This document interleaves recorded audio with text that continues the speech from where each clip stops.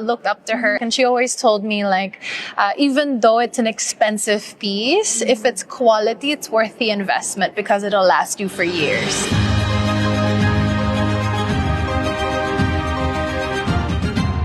Jhaena CTto of Jhaenajewels. I would like to introduce to you our 2018 Miss Universe, Miss Catriona Gray. Hi guys! Hi, Miss Haena. Yes, hello. Are you ready for my questions? Ready. Yes.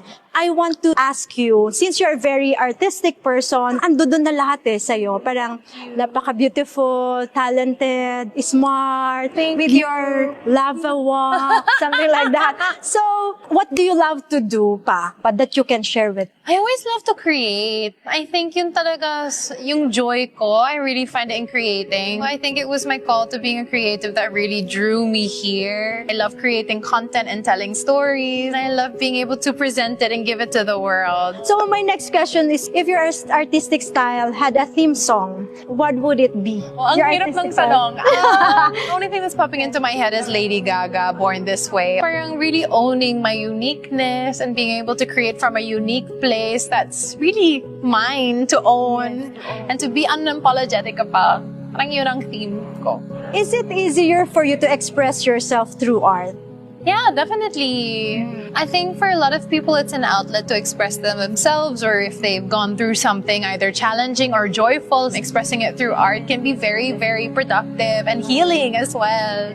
Kasi I've always believed in the power of stories. Kaya like even in my journey through pageantry, I think that's, if people were to ask me what did I do differently, it's in the storytelling talaga. I wanted to make it more than my story. I wanted to include my country story, my charity story, lahat yun. Kaya I really believe in the power of storytelling. So speaking of art, I recall, during your pageant, there's this piece that I really love also, your iconic earrings, that piece. So, do you really love designing, or do you plan of having your own jewelry that you designed? Ang naisip ko, I already had the gown that I wanted in mind. Na gold siya, na very simple. Actually, wala siyang distinct feature, but I just wanted a statement in an accessory, which I'm sure you can relate to because jewelry can be a statement, no? It can speak very loud. That's true, yes. And I wanted to do something different. Ayoko na masyadong traditional. Gusto ko medyo modern ang atake.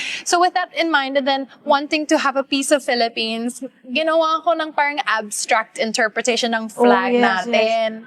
So it's called the 3-star and the sun ear cuff. And I designed it. Sobrang ganda nun talaga. Kaya hindi ko talaga in-expect na it would blow up the way that it did. Kasi at that point in time, siguro I'm just hopeful that I'll be able to be a Miss Philippines again. Yun talaga ang dream ko. And then going on to compete in Miss Universe naman, internationally, parang gusto ko din, dala ko rin siya, but in a little more elevated way kasi now it had the meaning of I'm carrying my country with me. In its feature, parang I know the meaning it carries, and people who followed in the journey know the meaning too, kaya it had a significance. Looking back naman, it was a very like spur of the moment thing, but it kind of makes sense din kasi creative naman ako. And again, with the storytelling, na-weave din siya sa storytelling na gusto ko i-carry sa stage. So going back to your question, would I love to keep designing? Oo naman. Sa jewelry naman kasi, it's meant to signify or have something sentimental or special about, diba? We gift it when it's a special occasion, or we mark milestones with it, or when we want to treat ourselves or our loved ones, or we want to invest.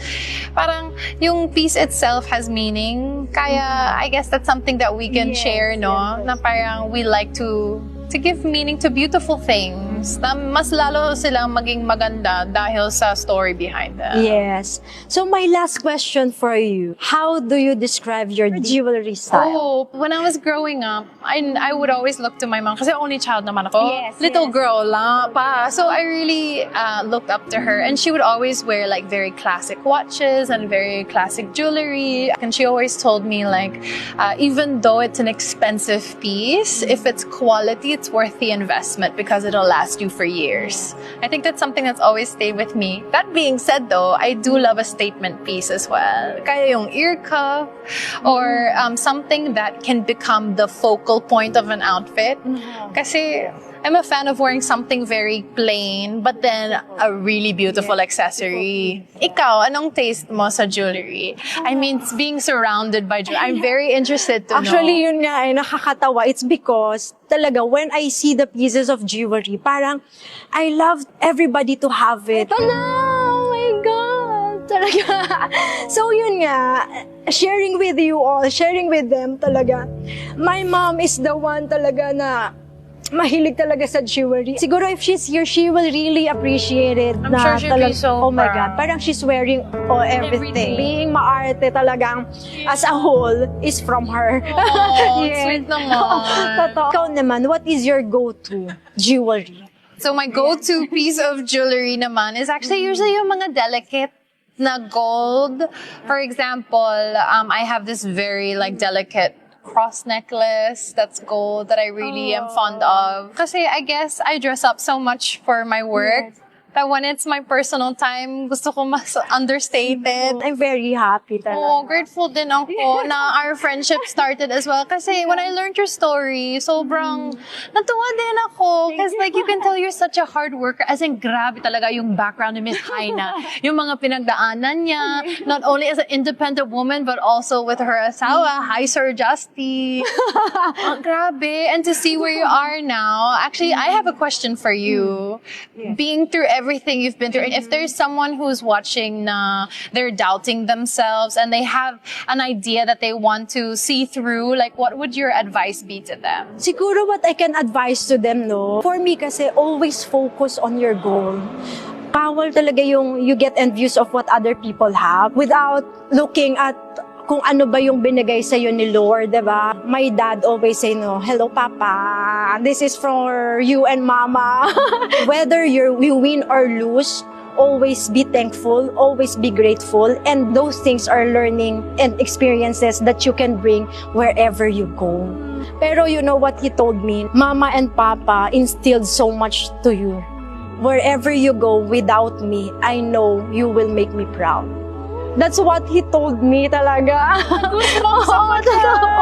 Thank you for sharing, because you know, a lot of people have so many things they want to do for themselves, or they're going through a very hard time. Minsan hindi lang alam anong gagawin nila or how to get through the challenges. So thank you so much for sharing and sharing your heart with your audience as well. And also thank you, Miss Kat. It's just that the bond na nangyari sa amin dalawa, it's like magic, no? Do you feel that? Sobrang effortless nga. Totoo talaga na para Madaldal kami madalawa kami, madaldal talaga. Siguro yun yung magic sa amin dalawa. And of course, the bond na nagdikit sa atin dalawa is yung parents. Yeah. Because Kat is an only child. Ako naman, I'm only daughter. I have 3 brothers naman. So, kaya mas relate ako with her. So, do you have some things naman na do you want to share with them before we end our So yung message that I would like to give our audience is pang Miss take Universe. it easy on yourselves. Kasi I feel like everyone is faced with their own challenges. Like even if you look at us, halimbawa, like you would think that maybe we have it so good and our life is so easy and we've never been through hardships or are going through hardships. But everyone has something they're going through. So just give yourself grace. Give yourself kindness, give yourself patience. Whatever dream that you have out there, it's well within reach, but you just need to take the small steps to get there and do it for the right reasons, and it'll come to you. I'm very happy na we were able to do this, na ma-interview kita. Ito yung talagang very biggest surprise ko sa inyong lahat. And there's more. So, please like and follow sa aming page at jhaenajewels. So, Thanks, yes, thank you guys. very much. God bless. Thank you. Thank you as so well.